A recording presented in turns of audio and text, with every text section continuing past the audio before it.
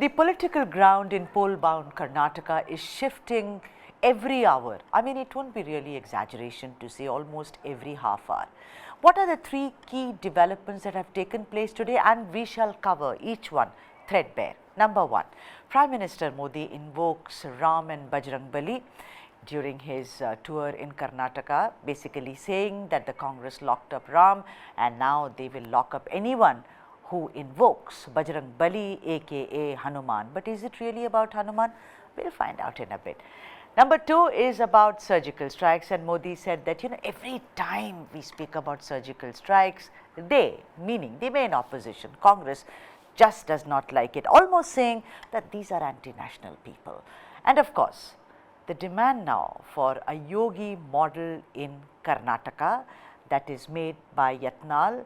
We know that Yatnal is somebody who is a very, very senior MLA of the BJP in Karnataka, but we know him as somebody who speaks his mind. Some people say out of turn, but it's up to us to decode whether it's out of turn or it is honesty.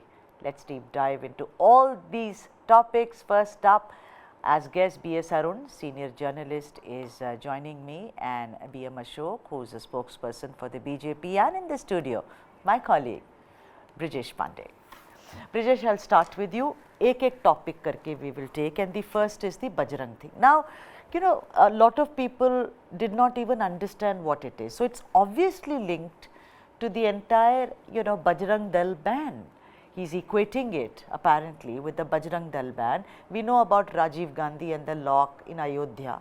He's now saying Bajrang Dal. Do you think that he's really laying the hook very far, or you think these things work? Well, it has worked for the BJP. I would not say that it has not worked for the BJP.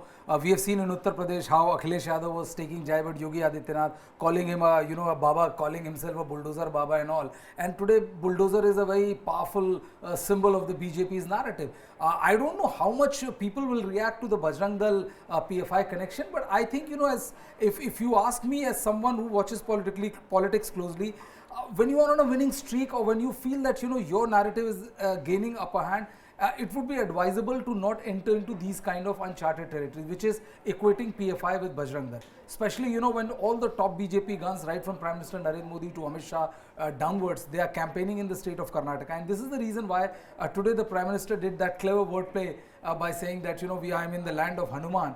And people referring to Congress would want to lock up anybody who says Bajrang Bali. So Bajrang Bali is basically Bajrang Dal. So he just twisted it a bit and made it So I don't know how much of help it is going to be, but ideally a political party should avoid, which is the Congress party should avoid falling into the trap or the strong suit of the BJP. Which we were discussing 2-3 days ago, and said that the Congress seems to be, right now, we never punt on elections, you and I, we do not. But then we were saying that it's being very careful, unless it does something which will cost it dearly, and then bingo, the snake thing happened.